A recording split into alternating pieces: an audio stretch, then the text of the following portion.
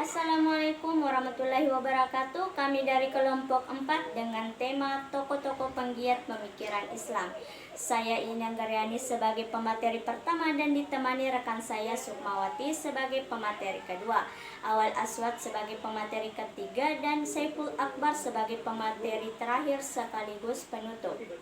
Adapun hanya beberapa tokoh yang bisa kami rangkum. Yang pertama, Muhammad Hasbi Asy-Syidik, lahir di Aceh pada tanggal 10 Maret 1904 dan ayahnya bernama Al-Hajj Tengku Hussein Ibnu Muhammad Suud dan ibunya bernama Tengku Amrah. Dan beliau merupakan keturunan 30 dari Abu Bakar Asy-Syidik. Beliau merupakan seorang pemikir kenamaan Indonesia yang menekuni berbagai disiplin ilmu keislaman, dan beliau sudah populer di kalangan masyarakat karena sejak remaja sudah terjun berdakwah dan berdebat dalam diskusi-diskusi. Adapun pendidikan agamanya diawali di daya pesantren ayahnya sendiri dan melanjutkan pendidikan di Madrasah Al-Irsyad. Dan pada tahun 1991 ia menetap di Yogyakarta, dan pada tahun 1961 ia diangkat menjadi dekan Fakultas Syariah IAIN Sunan Kalijaga Yogyakarta. Dan beliau wafat pada tanggal 9 Desember 1975. Adapun pemikiran-pemikiran beliau itu tentang gagasan fikih Indonesia, dan yang kedua itu tentang Indonesia harus menciptakan hukum fikih sesuai dengan latar belakang sosio, kultur, dan religi masyarakat. Dan selanjutnya, syarat Islam menganut asas persamaan Islam, memandang manusia sama di hadapan Allah. Hal ini memberikan konsekuensi bahwa setiap adat dapat menjadi sumber hukum. Adapun pemikiran-pemikiran beliau ia salurkan dengan cara karya tulis.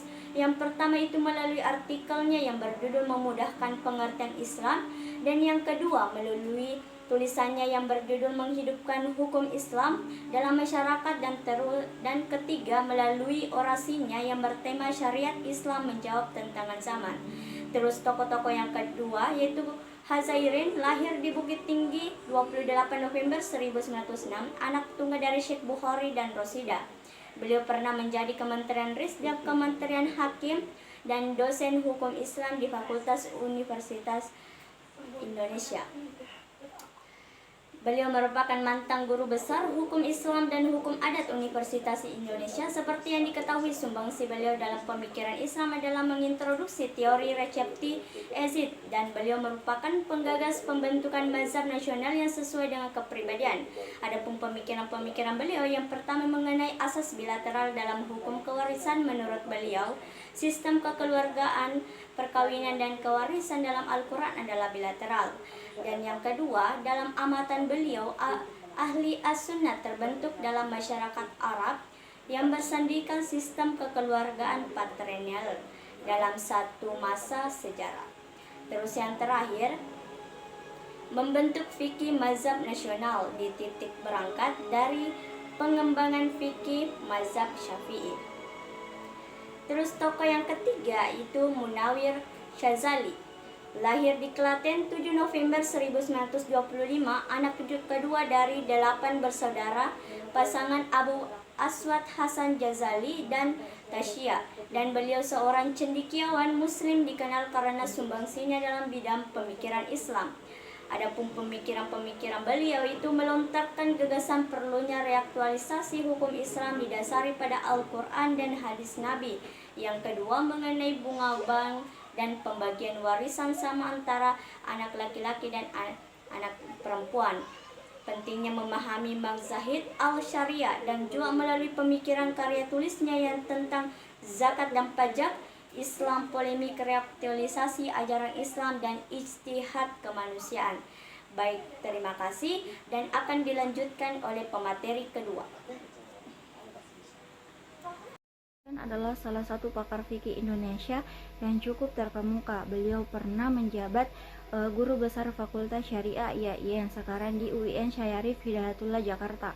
Pemikirannya tentang pembaharuan hukum Islam dimunculkan untuk menyambut gagasan Munawir.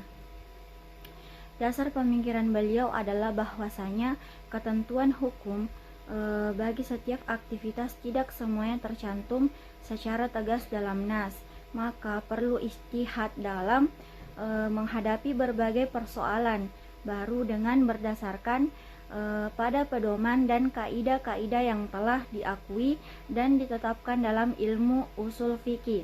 Selanjutnya beliau menegaskan beberapa aspek yang terkait dengan fikih, yaitu kebenarannya nisbi, wataknya berbeda, elastis dan dinamis, dan tidak mengikat, harus menjadi rahmat, mengutamakan kemaslahatan, serta adanya campur tangan pemerintah.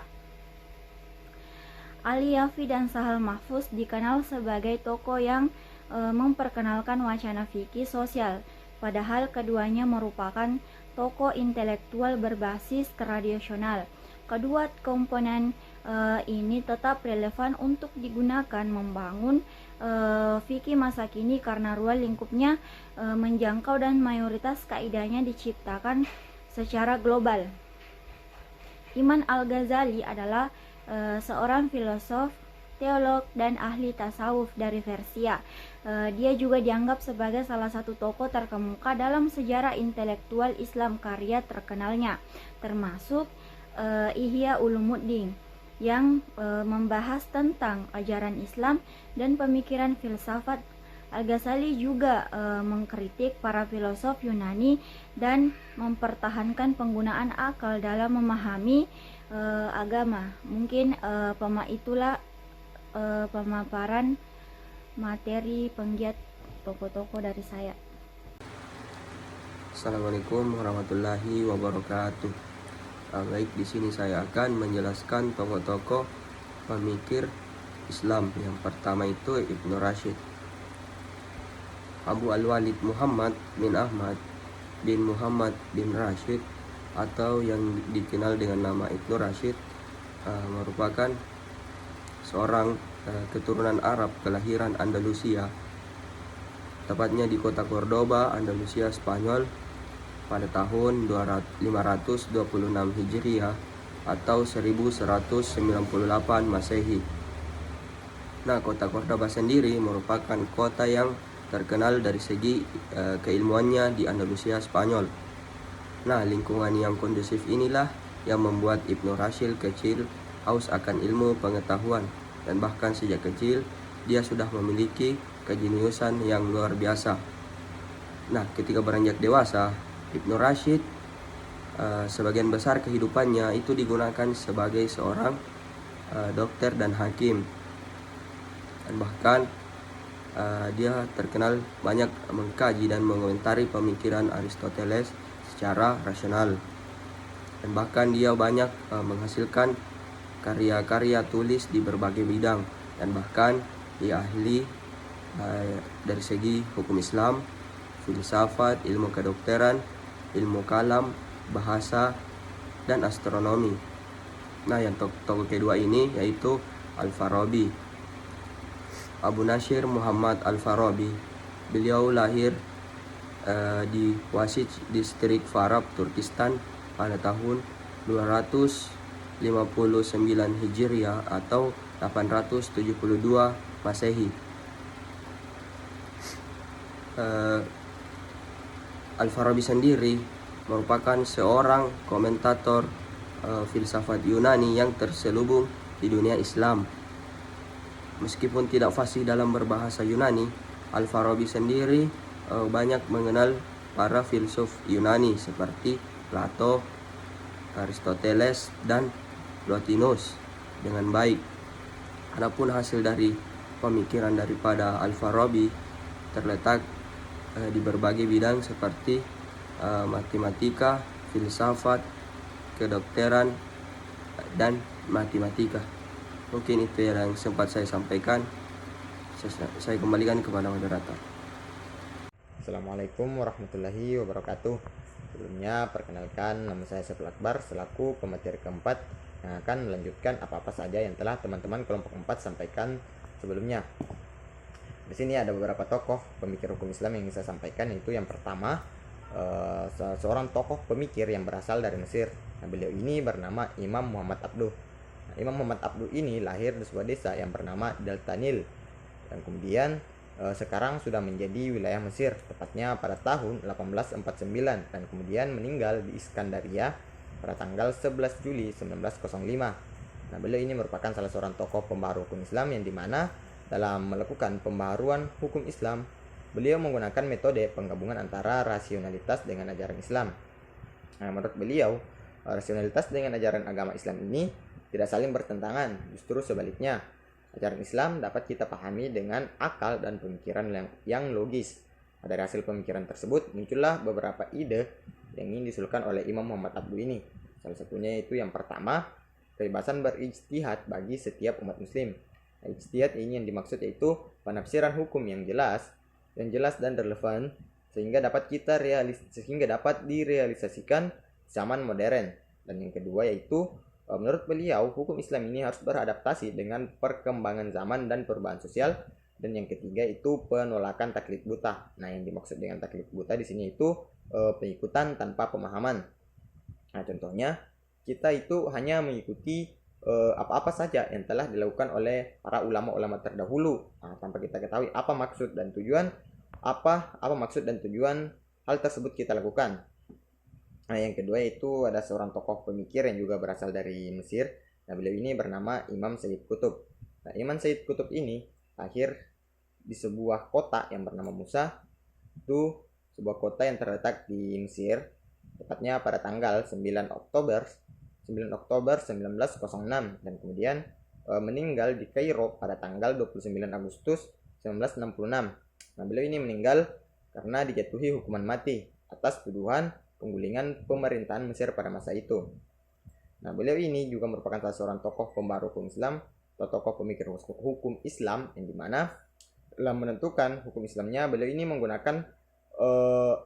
menganut paham Islamisme, yaitu suatu ideologi yang berkeyakinan bahwa Islam harus menjadi sumber dari segala segi kehidupan manusia, baik itu dari segi ekonomi, politik, sosial maupun kehidupan sehari-hari. Dari hasil pemikiran tersebut ada beberapa hasil pemikiran atau ide pemikiran Imam Sayyid Qutb ini. Yang pertama yaitu penghapusan hukum positif atau hukum sekuler, di mana itu hukum yang diciptakan oleh lembaga-lembaga negara ataupun orang itu sendiri. Menurut beliau hukum Islam harus didasarkan pada wahyu ilahi dan tidak terpengaruh oleh pandangan manusia yang berubah-ubah. Dan yang kedua yaitu penerapan hukum hudud, itu hukum yang diterapkan dalam Al-Quran. Contohnya hukum rajam bagi pezina yang telah bersuami ataupun sudah beristri, dan hukum potong tangan bagi seorang pencuri dan lain-lain sebagainya. Nah, yang ketiga itu ada seorang tokoh pemikir yang berasal dari Pakistan. Beliau ini bernama Imam Abdul A'la Maududi. Imam Abdul A'la Maududi ini lahir di India pada tanggal 25 September 1903 dan kemudian meninggal di Buffalo, New York, Amerika Serikat pada tanggal 22 September 1979. Beliau juga ini merupakan salah seorang pendiri dari sebuah organisasi politik Islam di Pakistan pada masa itu. Beliau ini juga merupakan seorang pemikir atau pembaharu hukum Islam, yang dimana beliau juga merupakan salah seorang penganut paham Islamisme atau Islam positif, yaitu paham yang menggabungkan antara ajaran Islam dengan aspirasi politik untuk membentuk negara Islam yang didasarkan pada hukum-hukum syariah. Adapun beberapa hasil dari pemikiran beliau itu, yang pertama itu konsep negara Islam, yaitu suatu sistem ketatanegaraan Islam. Dan yang kedua yaitu pemikiran Islam politik. Yang ketiga kritik terhadap kapitalisme dan sosialisme, dan yang terakhir yaitu pendidikan Islam. Sekian yang sempat saya sampaikan. Lebih dan kurangnya mohon dimaafkan. Wabillahi taufiq wal hidayah. Wassalamualaikum warahmatullahi wabarakatuh. Terima kasih.